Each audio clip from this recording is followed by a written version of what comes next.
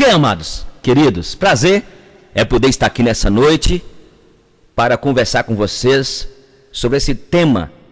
É um tema empolgante, não tem coisa que eu gosto tanto de falar sobre esse tema família, casamento, porque eu entendo que família, casamento é um projeto de Deus.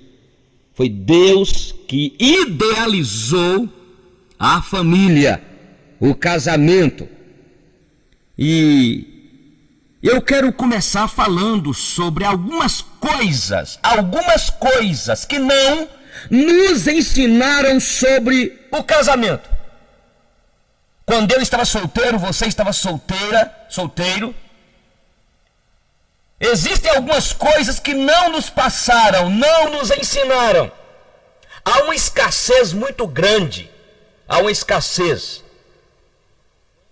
quanto à preparação dos nubentes, dos noivos, para o casamento. E muitos têm sofrido no relacionamento conjugal porque não foram preparados. Tem curso hoje para tudo, tem faculdade para tudo, não é? Tem a fisioterapia, tem a psicologia, a sociologia. Hoje existe em várias áreas existe cursos onde as pessoas se preparam, estudam para se aprimorarem. Mas nós não temos uma universidade, uma faculdade onde podemos nos estudar, pelo menos aprender um pouco de teoria, não é? Existe a Universidade da Família lá em São Paulo, nós temos até feito alguns cursos deles, não é? Mas eu quero dizer que tem muita coisa que nós estamos aí caxingando, não é? Porque não nos ensinaram. Não nos ensinaram, gente. Então, coisas que não nos ensinaram, não nos falaram sobre casamento, sobre família. Nós entramos no casamento. E aí, dentro de pouco tempo, começou a ter os problemas. Porque nós idealizamos o casamento, a família. E não nos ensinaram, pelo menos não ensinaram para mim. Não nos ensinaram sobre o coração do homem, que é enganoso e desesperadamente corrupto. Até que nos ensinaram na escola bíblica dominical, aprendemos que o homem é mau, o homem é ruim. Mas a gente vai para o casamento, idealiza o casamento e esquecemos as verdades bíblicas. Esquecemos as verdades bíblicas que nós estamos numa caminhada, relacionamentos interpessoais limitados, porque somos imperfeitos, não é? Nós temos lá, desde Gênesis, o nosso pai Adão que pecou, e nós trazemos essa herança que está aqui dentro de mim e de você. Mas o que aconteceu? Nós casamos, idealizamos demais o casamento, a família, nutrimos expectativas um quanto ao outro, esperamos que um preencha o vazio no coração do outro, não é assim? É ou não é, gente? O que aconteceu com muitos de nós? Eu vou ser rasgado aqui. Vocês me convidaram para falar e eu falei que tem de trazer pessoas, casais. Alguns talvez aqui tem um tempo já de casados, cabelos brancos, aí vai ficar meio indiferente do que eu vou dizer aqui. O que ensinou para nós homens, machos, quanto a casamento?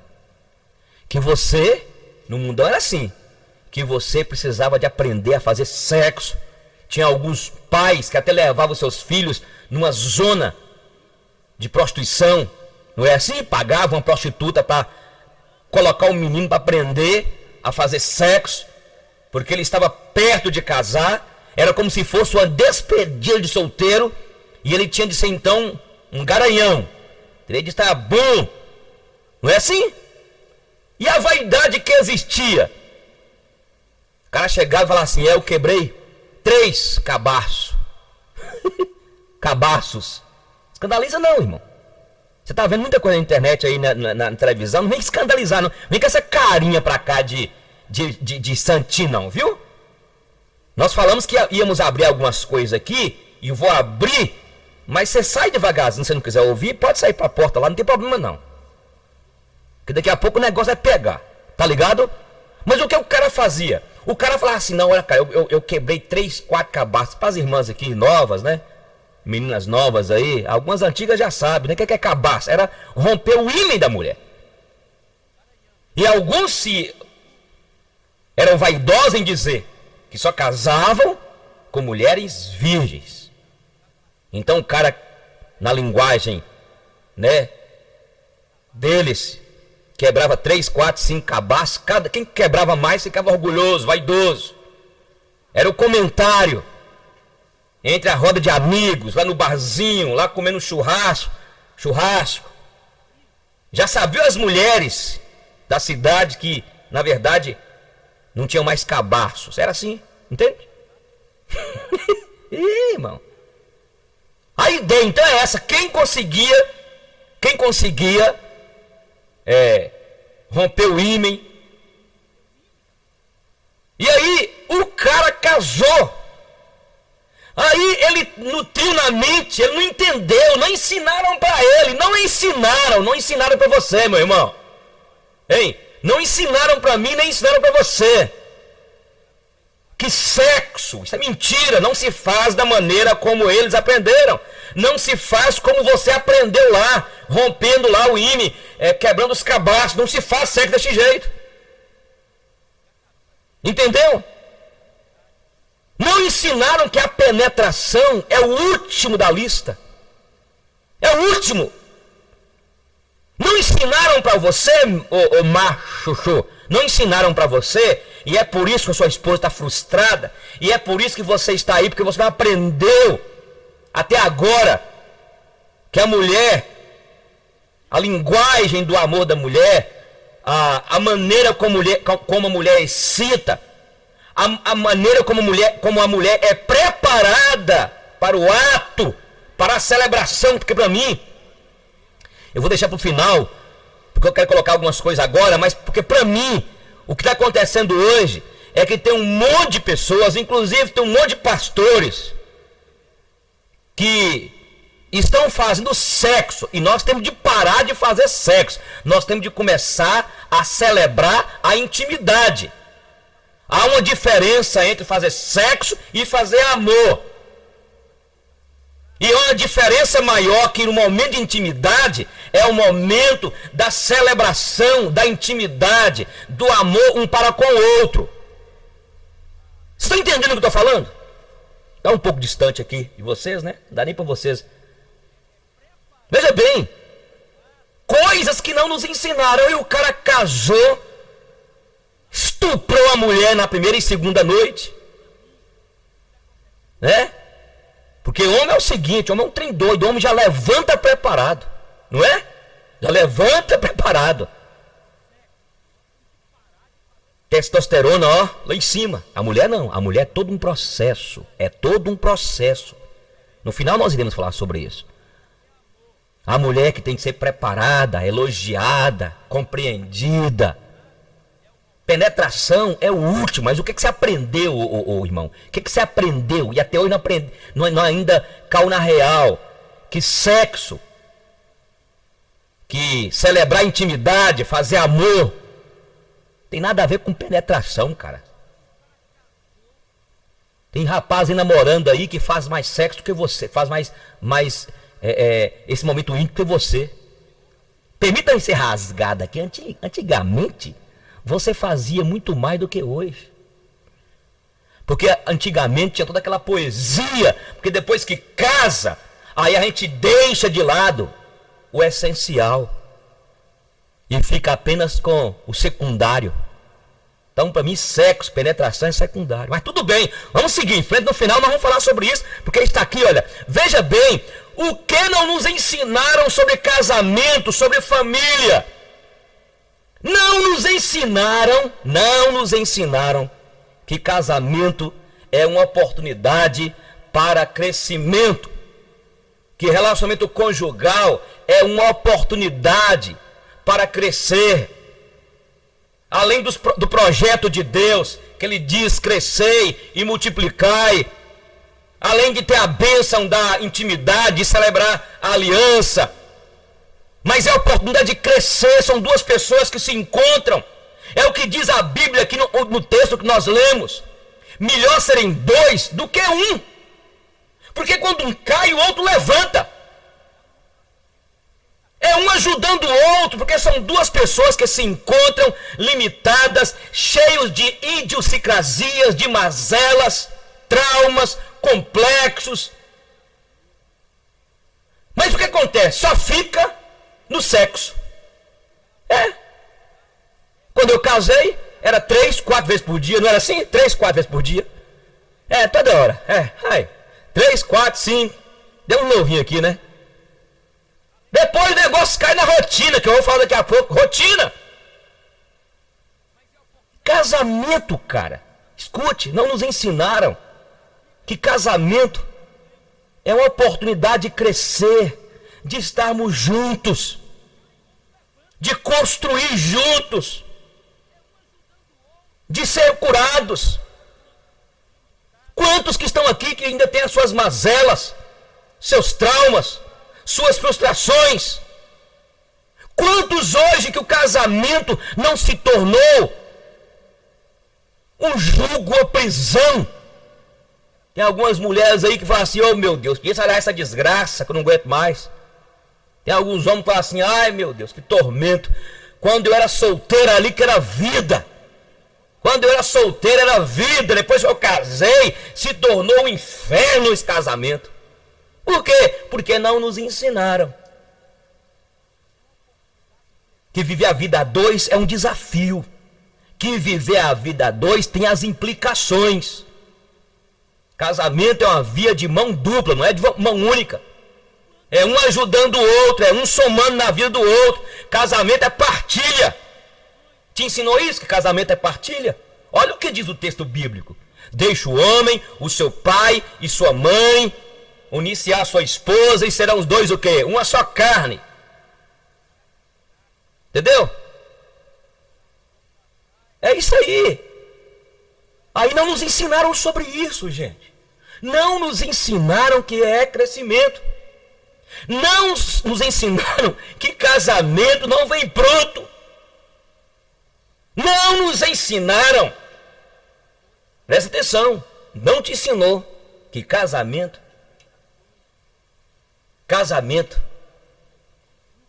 você não pode esperar do outro. Você esperava que a sua esposa resolvesse todas as carências da sua alma. Você esperava que o teu marido preenchesse o vazio da sua alma. Alguns casaram esperando que o outro o fizesse feliz. Por isso precisamos de voltar para o Éden. Adão já era feliz. Adão não casou para ser feliz. Adão casou porque houve um projeto de Deus pré-estabelecido. Quando Deus disse: não é bom que o homem esteja só, na mente de alguns teólogos, de alguns pregadores, ficam pensando que Deus, na verdade, esqueceu. Deus foi apanhado de surpresa vendo Adão sozinho, carente lá. A força do texto que Moisés escreve, se você fosse traduzir numa linguagem de hoje, seria traduzida a frase o seguinte: quando Deus viu que o homem estava só, a ideia é, e Deus então conclui o seu projeto de entregar para Adão a sua companheira. Por isso que casamento, quando fala não é bom que o homem esteja só, a ideia não está ligada ao casamento apenas. Está ligado que Deus nos fez para vivermos e comermos o pão da fraternidade. Você está entendendo o que eu estou falando? Alguém está entendendo aqui? A ideia é exatamente que quando Deus nos fez a imagem e semelhança dele, ele nos fez seres sociáveis para comermos o pão da fraternidade, para estarmos juntos. Porque foi projeto dele desde antes, que ele iria fazer o homem à sua imagem e semelhança. E quando diz, não é bom que o homem esteja só, era simplesmente, a ideia do texto é que Deus resolveu, dentro do tempo certo, e ninguém sabe qual foi o tempo, porque 1000 anos para Deus é como um dia como 1000 anos. Ele fez então Eva, a companheira, que é muito mais. Quando a pessoa fala assim, poxa vida, Adão estava sozinho, o povo pensa em sexo. Eles não entendem. A mente até de alguns crentes estão assim, tão perturbadas, que fica pensando, tá vendo, Deus, só fez a Eva para Adão, eu estou aqui carente. Por isso tem muitos frustrados, porque casam pensando que sexo vai resolver o problema. Esse tempo um rapaz me perguntou, pastor, se eu casar, será que eu vou resolver meu problema de masturbação? Eu falei, vai ajudar, mas resolve esse problema antes. É igual alguns que querem casar para saírem de casa. Alguns querem casar para resolver um problema por causa do pai e da mãe. Alguns querem casar por muitos motivos, se não, e deveria casar, porque entende que casamento é um projeto de Deus e quer fazer parte desse projeto, e entende que Deus está colocando em suas mãos a missão de casar, de ter filhos e viver para a glória de Deus. E é por isso que não nos ensinaram sobre isso. Não nos ensinaram que casamento é um projeto por Deus pré-estabelecido. Ele nos dá a liberdade de fazer escolha, sim. Ele nos dá a liberdade de escolher e procurar alguém, sim. Mas não sustenta casamento a paixão, o amor. Então, não nos ensinaram, olha bem, não nos ensinaram que casamento não vai resolver esses buracos da minha alma. Não nos ensinaram que você tem de casar já feliz. Não nos ensinaram essa realidade do Éden, que Adão já era feliz. Entende? Ou não? Se não, você vai fazer do casamento um refúgio. E tem gente fazendo do casamento um refúgio. Eu não estou dizendo que Deus pode utilizar essas questões da vida, as carências, mas eu gostaria que você entendesse isso, irmão. É por isso que tem tanto casamento frustrado, tantas pessoas vivendo uma desgraça. Entende o que eu estou falando com vocês? Não nos ensinaram sobre isso. Não nos ensinaram que casamento tem rotina. Rotina. A mesma casa, o mesmo quarto, a mesma cama, o mesmo cobertor, o mesmo homem e a mesma mulher todo dia, todo dia. Rotina, casamento tem rotina. Casamento tem rotina, mas de vez em quando tem novidade. E é por isso que existe aí troca de parceiros, troca de casais. E é por isso que tem homens aí procurando fora do casamento a amante, a mulher, o amante. Homens que renomados aí, indo nas esquinas das ruas, das capitais, das cidades, procurando um travesti, procurando alguém para poder executar suas fantasias, as mais esdrúxulas, as mais loucas, e vivendo uma falsidade, uma hipocrisia dentro do casamento, porque não ensinaram para eles que casamento não é para resolver os meus anseios profundos, as minhas maluquices, as minhas fantasias. As minhas fantasias. No final vamos falar aqui sobre fantasias. Porque de vez em quando a mulher pergunta, pastor, eu posso fazer essa fantasia? O homem, eu posso fazer essa fantasia?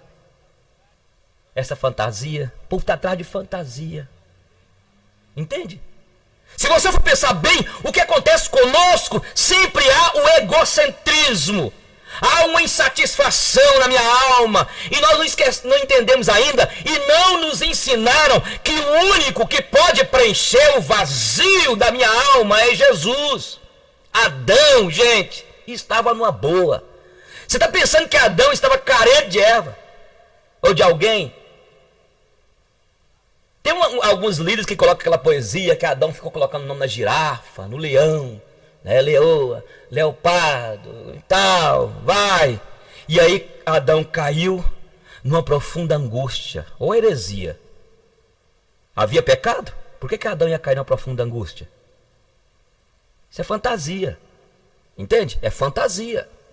Adão estava completo, gente. Adão era completo, era satisfeito. Não nos ensinaram isso. Aí partimos para o casamento, cheio de fantasias, desejos, é ou não é?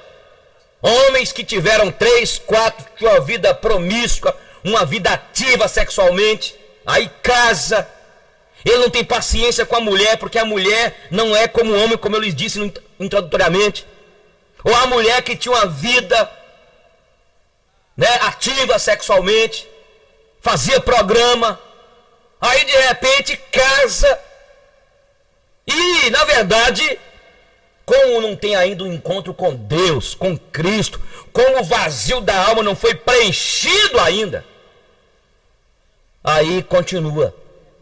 Então aprenda isso, gente.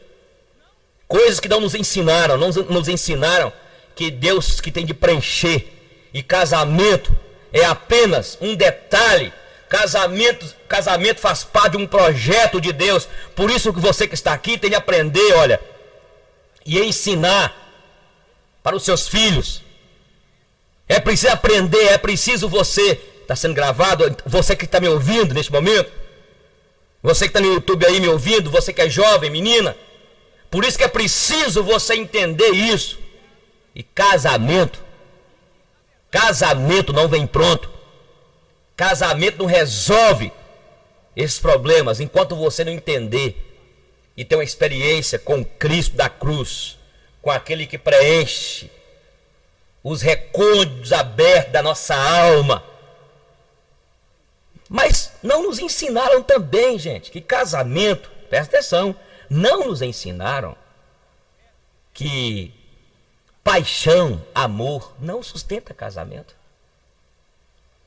Vocês conhecem pessoas que casaram, eram apaixonados um pelo outro? Conhece ou não conhece?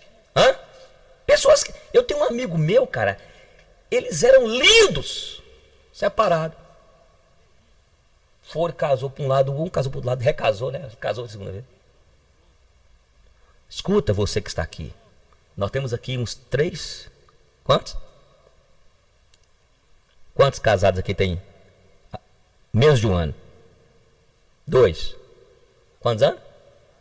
6 meses? Então 2, 3. Quantos tem aqui 2 anos para baixo? 3 casais também? 6. Aprenda uma coisa. O amor que você tem para essa menina aí não sustenta casamento. Não, pastor Eugênio, não. Não. Esta é a ilusão. Não nos ensinaram isso. Não nos ensinaram. Alguns usaram aquele texto, está aqui, ó, de Cantares. As muitas águas não poderiam apagar este amor, nem os rios afogá-lo. Ainda que alguém desse todos os bens, o ouro, a prata, em troca deste amor, seria desprezado. Mas que amor é esse aqui que Cantares está falando? Que amor é este aqui? Gente, a paixão, o amor eros, este amor eros, que faz parte da nossa humanidade, que Deus colocou em nós, este amor que me leva a declarar para Giselda que ela é a paixão da minha vida, que ela me encanta, não é, escuta bem aqui, base, escute, não é base, essa paixão, este amor que você tem por ela, viu, vocês casadinhos novos aí, não é base irremovível para que vocês possam dizer até que a morte separe. Não, pastor, não. Não. O amor eros não é um amor absoluto. Eu sempre gosto de brincar. Se eu morrer, Giselda ainda está bonita. Tá bonita. De repente ela vai casar com um cara e vai declarar tudo na intimidade para ele. Porque amor, eros, não é absoluto, cara. Entende? Por isso que não nos ensinaram que casamento é uma aliança que você faz diante de Deus, entendendo o projeto dele. E que você está disposto, apesar de limitado, frágil, pecador, viver com a sua esposa, com o seu marido, e com a ajuda do Consolador, do Paráclitos, do Espírito Santo. Quando eu faço um casamento, depois de dar uma palavra como sobre a importância da vida a dois, a importância da dependência de Deus, eu sempre coloco o casal. Na hora que eles vão colocar aliança no dedinho anular um do outro, eu peço ao marido para repetir algumas palavras, alguns falam alguma poesia, mas eu não permito que eles terminem colocando aliança no dedo do outro, se não falar o seguinte: todos estes votos que eu acabei de fazer aqui, minha amada, minha querida, meu amor, sei lá, eu peço ajuda ao meu Deus, porque sou pecador e dependo da ajuda dele, que é o perfeito e que instituiu a família. E aí um coloca o dedo do outro, a aliança. Não nos ensinaram isso. Partimos com o coração aberto, não é? Não nos ensinaram, gente, muitas coisas que aí nós estamos aí extenuados, brigando. Não nos ensinaram sobre o papel do marido, sobre o papel da esposa. Lê o texto, porque nós não fizemos a preparação. Entende? Não nos ensinaram. Não nos ensinaram. Presta atenção. Não nos ensinaram que cada um de nós carrega as nossas crises do ser, que eu já falei até um pouquinho antes, traumas. Já contei para vocês aqui. Quando eu e a Giselda casamos, fomos morar em Januária. Eu com os traumas complexos. Chegou um dia lá, Giselda assustou comigo. Eu cheguei da escola, estava terminando o meu científico, e Giselda falou, chorando, que estava decepcionada comigo, que não imaginava que eu era aquele homem. Não imaginava que eu era aquele homem. Porque eu comecei a revelar as crises guardadas dentro de mim, entendeu? Guardadas. Aí eu quero colocar que não nos ensinaram que quando a gente casa, nós revelamos quem somos. É ou não? Não é? Quando namora, quando estão noivos, a menina fica arrumadinha, um perfume, toda maquiada, o cara daquele jeito. Depois que casa, um relaxo. Quando a gente casa, a gente vira para o lado certo, porque a gente vai revelar quem verdadeiramente somos, ou é. As picuinhas, as mazelas, umas picuinhas esquisitas. Eu mesmo tinha um problema, eu ficava 10 dias, tinha vezes que eu ficava meio neurado, sendo bipolar, 10 dias fechado. Giselda tinha até medo, e foi nessa época que ela chorou. Mas foi aí que eu comecei a abrir a alma com ela, dos meus traumas, minha criação. E aí nós começamos a ser um na vida do outro, instrumento de cura, de libertação. Aí começamos a aprender que eu não posso ficar dependendo dela, ela não pode ficar dependendo de mim. Eu parei de nutrir expectativas quanto a ela, ela parou de nutrir expectativas quanto a mim. Aí vieram as meninas, Melissa, depois Luna, e começamos então a nutrir expectativas, idealizar os nossos filhos. Queremos que nossos filhos sejam o que eles não são. Transferimos para os nossos filhos as frustrações nossas, da nossa adolescência, da nossa juventude. Eu não consegui fazer o curso de medicina, eu não consegui fazer o curso de direito, eu não consegui fazer aquilo que eu tanto sonhei, então eu começo agora a forçar, a imprimir, a obrigar o meu filho a ser aquilo que ele não é. E é por isso que está aí tantas meninas novas, adolescentes em depressão. E permita-me dizer isso aqui, vocês sabem, né? A OMS, a Organização Mundial da Saúde, já declarou que no ano 2020, a doença que vai mais matar, em segundo lugar, depois das doenças cardiovasculares, sabe qual que é? A depressão. A quantidade de meninas fazendo faculdade, usando medicamentos, usando ansiolíticos, usando Rivotril, usando medicamentos, porque são meninas, meninos, decepcionados com tudo. Porque nos ensinaram, gente. Porque nós vivemos uma sociedade capitalista, materialista, onde o ser humano tem esquecido que é um ser, que tem uma alma, que tem um espírito.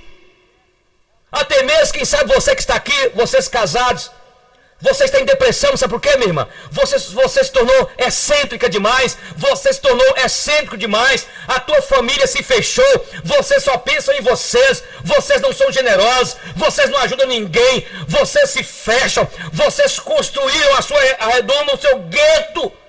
Materialismo, só pensa em ganhar dinheiro e está dentro da igreja, mas está vivendo uma vida desgraçada. Se solte, se liberte. O amor ao dinheiro é a raiz de todos os males. E quantos têm se perdido? Eu estou falando de pessoas crentes, estou falando de você, minha amiga. E não nos ensinaram sobre isso. Não nos ensinaram o que Deus ensinou sobre Abraão. Quando Deus disse para Abraão que a família dele seria uma família que abençoou a terra, que dele sairiam nações. E casamento é isso, não nos ensinaram que casamento é isso, que casamento nós unimos para que através das nossas vidas pessoas conhecessem o Senhor. Através do meu casamento, que tem as limitações, que tem as imperfeições, eu possa ganhar outros casais, outras famílias.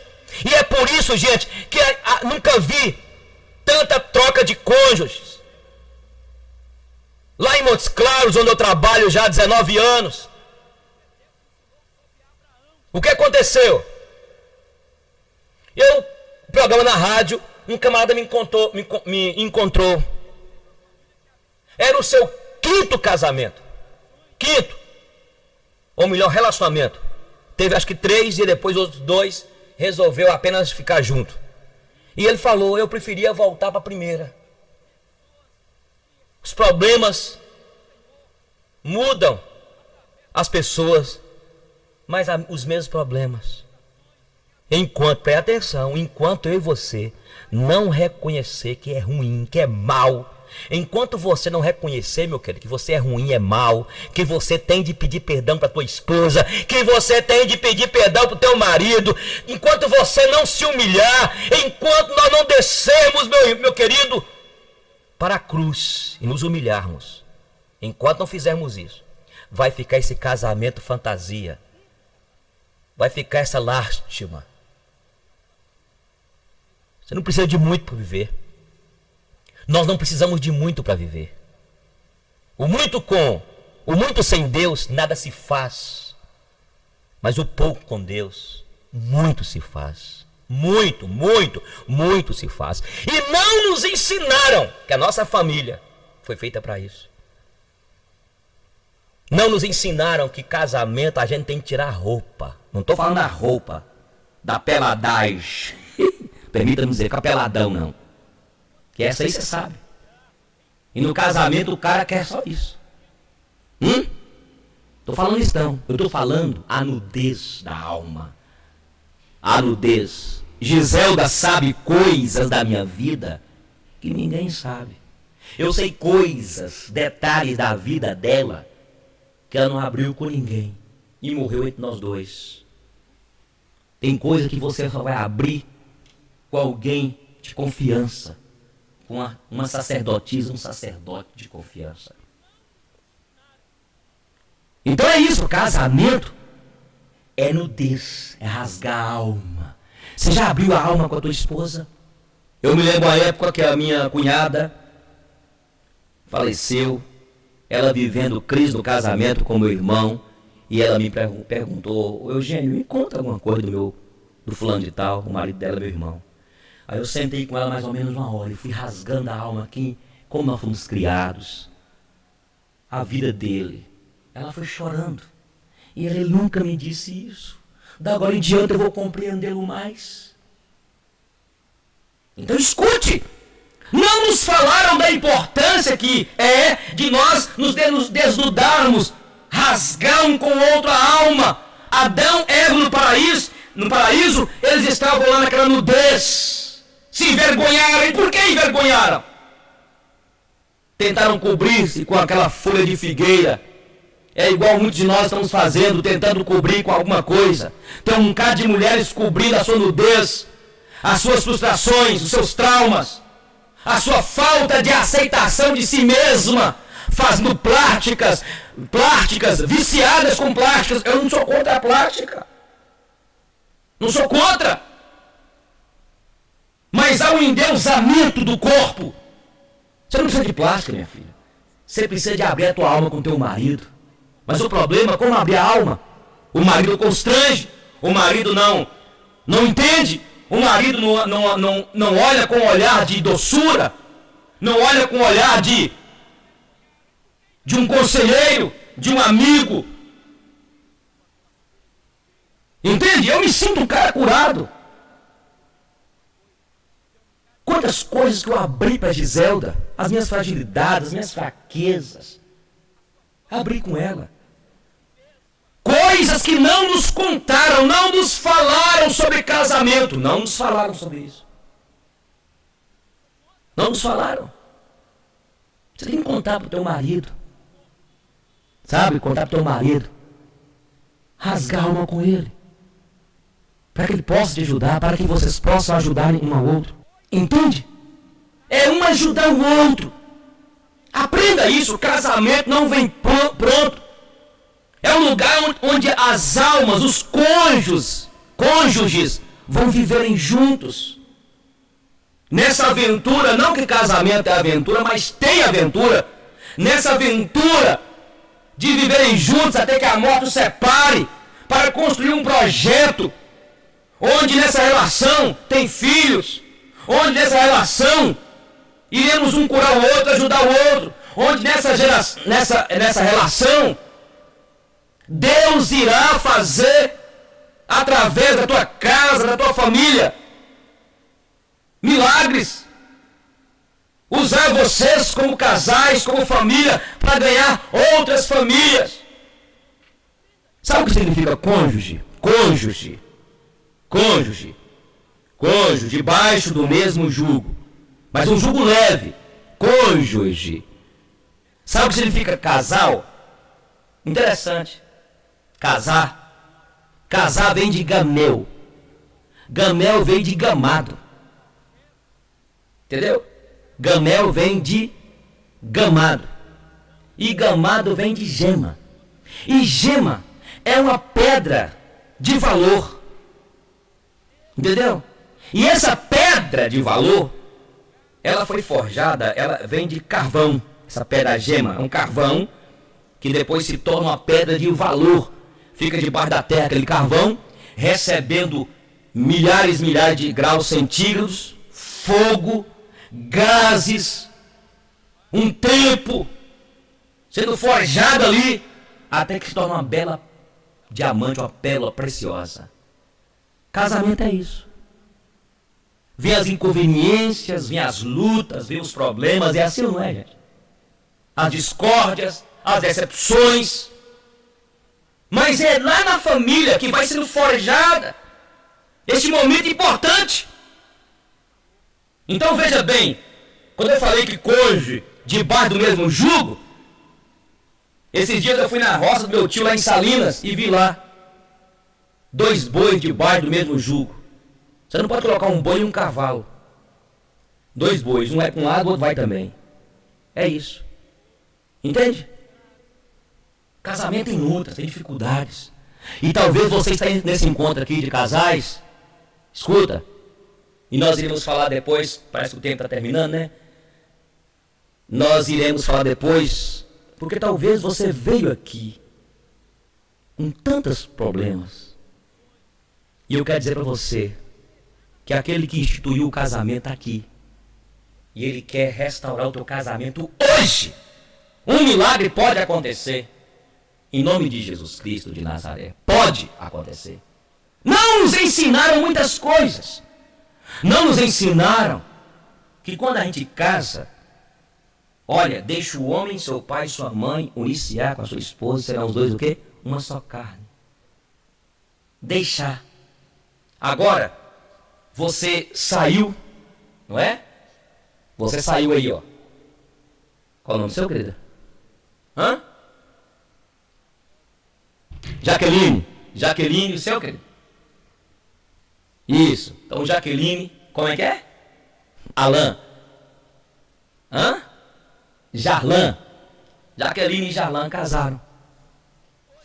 Ela veio e ele veio de lá. E agora, os dois, o que ela tinha um carro, faz de conta que ela tinha uma moto. Ela tinha lá o lote. Agora, é uma partilha. Não é mais meu carro, minha casa. O que é meu e minha, hein? É meu sutiã, minhas calcinhas. Eu fico angustiado, eu vou na casa da pessoa, casalzinho novo, aí a mulher, minha moto, meu carro. Essa é meu. Não.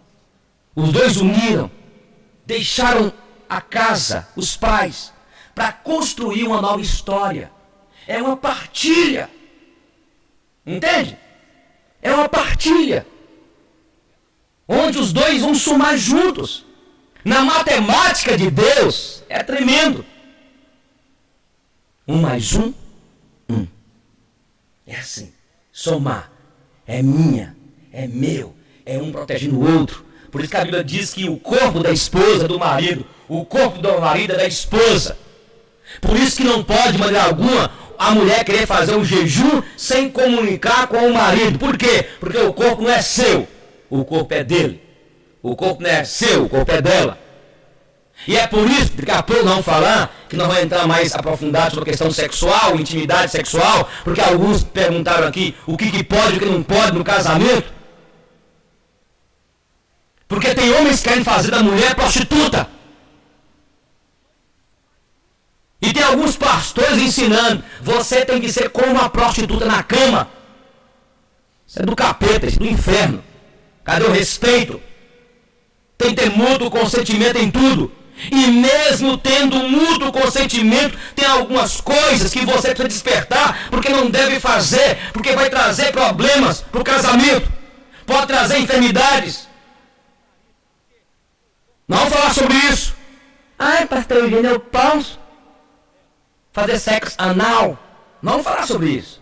Não, meu irmão, curva na cabeça, não. Sabe? Estava aconselhando há algum tempo um casal, depois do encontro casal, eu perguntar, eu explicando, dentro da fisiologia, a Bíblia não tem base para você dizer que não pode ou pode.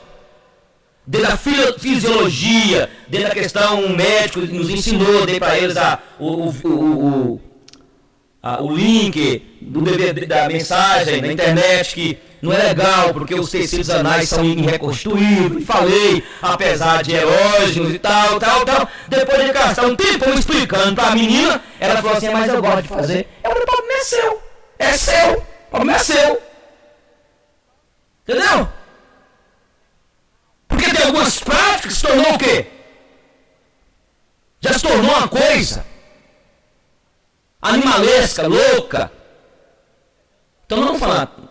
Que hora era a palestra? Então mais tarde sobre isso. Ok? Então tem que ter cuidado, o corpo é seu, o corpo é dela. Deve preservar, zelar. E tem muitos casais, e quem sabe é você, que tem de orar a Deus, pedir misericórdia e graça, para tirar algumas manias doidas, que faz parte do mundão, precisa de cura. Há um desvio, tem muitos desvios hoje, dentro de casais, entre casais, desvios, sabe, que não é aceitável. Não é aceitável. Vamos seguir em frente. Coisas que não nos ensinaram, não nos explicaram, coisas que não nos ensinaram quanto ao casamento. E não nos ensinaram que a paixão, o primeiro amor, no início pode acabar com o tempo, as tentações. Por isso você que está aqui tem de vigiar. Talvez você está aqui e está viciado com a internet. Você está viciada com a internet. Aconteceu na nossa cidade de Montes Claros um caso de uma mulher que entrou em contato num site lá, sei lá, de um cara, entrou em contato com um cara fora de São Paulo, Rio de Janeiro, não sei. E começou então a sentir atraída pelo cara. O cara começou a mandar pela webcam o seu corpo, despir, e ela também. Acabou ela indo lá, separou do marido, fez uma loucura. Porque é exatamente você que está carente. Porque eu falei com você da rotina. De repente você começa a entrar na rotina e começa a entrar no site. E você começa a ver aquelas gravuras lá. Aqueles sites, mulheres bem torneadas, aqueles homens bem torneados. E aí você pode encantar, gente, encantar. Eu vi o caso dessa mulher que encantou com o cara. Desgraçou o seu casamento, a vida do seu marido, seus filhos, a sua própria vida. Depois o cara, daqueles garanhões, gigolôs, que só queria pegar mulheres para aproveitar. Pessoas que estão aí sofrendo, quem sabe você cuidado, para que você não se entregue. Não se entregue, homens, viciados em sites pornográficos.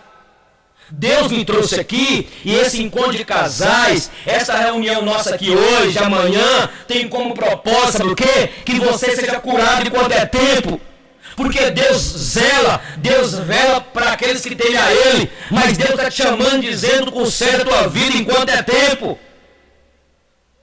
Não nos ensinaram sobre isso, que o amor um pelo outro, com o problema do dia a dia, pode acabar, mas temos um Deus que pode restaurar a paixão, o primeiro amor.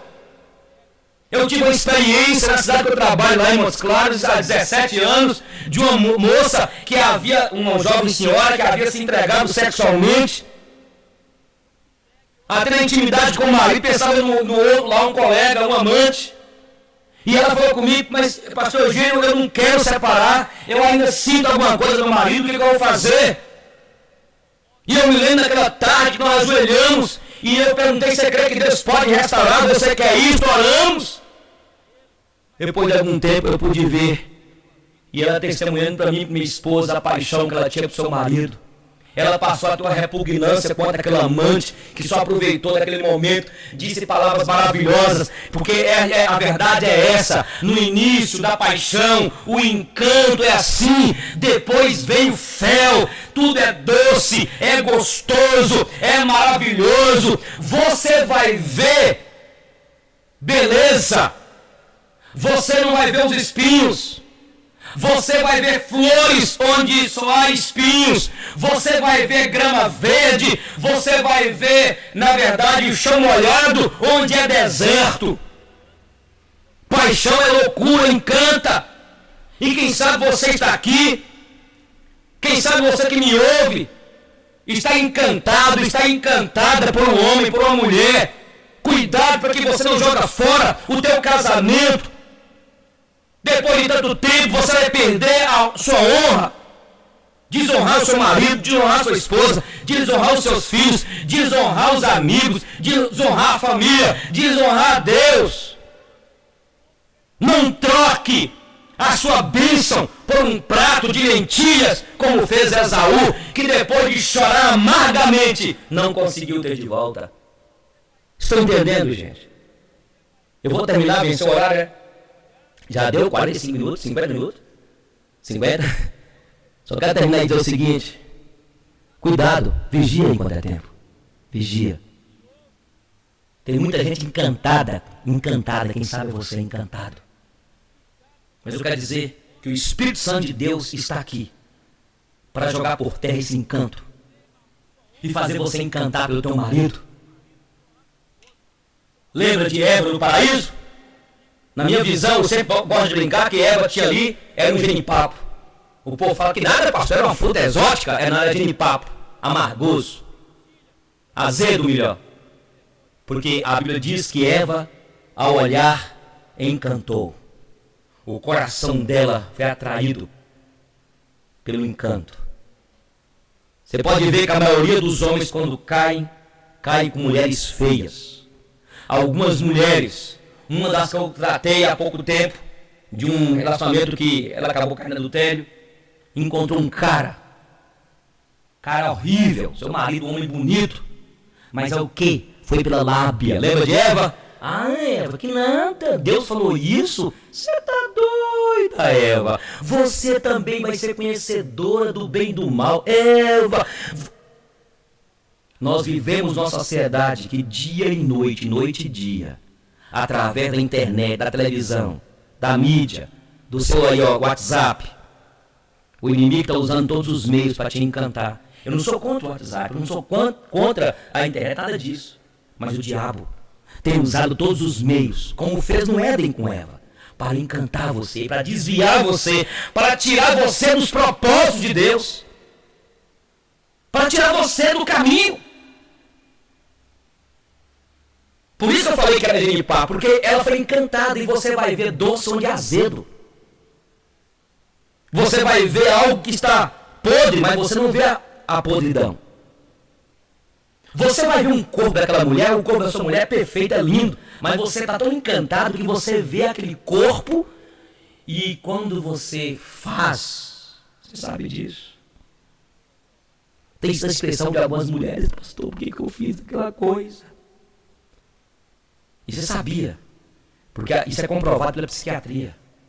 A pessoa cai, se sente angustiado e a única maneira de ele aliviar é cair novamente. É igual o matador em série. O serial killer é assim. Por isso, quem sabe você está vivendo essa ideia. Você acaba angustiando, ficou azeda, amarga. E aí você depois quer cai novamente. Mas você poderá colocar fim nisso hoje. Porque o Espírito de Deus está aqui, Jesus Cristo está aqui para tirar da tua vida o espírito de encanto, em nome de Jesus, o espírito de encanto. Entende? E fazer você apaixonar pela tua esposa, pelo teu marido. Fazer você encantar pelo corpo dela novamente. Você tem que pedir hoje a Deus, hein? Pedir a Deus hoje, Senhor, me dê olhos para que eu possa ver. Muda a minha visão. Abre os meus olhos. Eu preciso voltar ao primeiro amor com a minha esposa, com o meu marido.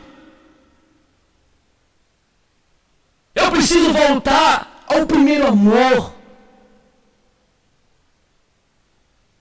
Então eu quero orar por você neste momento. Eu gostaria de pedir só 5 minutinhos, porque eu quero orar aqui agora. Eu quero te convidar para você vir aqui à frente. Quero convidar os casais que nessa tarde, nessa noitezinha, foram tocados. Mentes grandes discutem ideias. Mentes medianas discutem eventos e fatos. Mentes pequenas discutem pessoas. Não podemos crer na total transparência das pessoas. É preciso aceitar que os outros têm segredos e regiões de solidão. A maior prova de amor é manter-se à distância e não forçar a entrada. Deus dá alimento a todos os pássaros, mas não os joga no ninho. Deus ajuda, mas espera que você faça, no mínimo, a sua parte. Aquele que perde dinheiro, perde muito. Aquele que perde amigo, perde muito mais. Mas aquele que perde a fé, perde tudo. Pessoas jovens e belas são obras da natureza. Pessoas idosas e belas são obras de arte, e ambas são obras de Deus. Aprenda com os erros alheios. Você não viverá tempo para cometer todos sozinho. A língua pesa praticamente nada, mas poucas pessoas conseguem segurá-la. Amigo, eu e você trouxe outro amigo e já formamos um time. Este time não tem começo e nem fim. O diferencial da vida é viver com amor e buscar diariamente o verdadeiro sentido de viver, ser feliz e estar com Deus. Não espere ser feliz para viver. Não espere ser amado para amar. Não espere ficar sozinho para reconhecer o valor de um amigo. Não espere ficar de luto para reconhecer quem hoje é importante na sua vida. Não espere o seu melhor emprego para começar a trabalhar. Não espere a queda para lembrar-se do conselho. Não espere. Não espere a enfermidade para reconhecer o quão frágil é a vida. Nem espere encontrar a pessoa perfeita para então se apaixonar. Não espere a mágoa para pedir perdão. Não espere a separação para pedir a reconciliação. Não espere a dor para acreditar na oração. Não espere elogios para acreditar em si mesmo. Não espere. Não espere o tempo para servir. Não espere que o outro tome a iniciativa se você foi o culpado. Não espere ouvir "eu te amo" para ouvir "eu também". Não espere ter dinheiro aos montes para então contribuir. Não espere o dia da sua morte para então amar a vida. Então, o que você está esperando?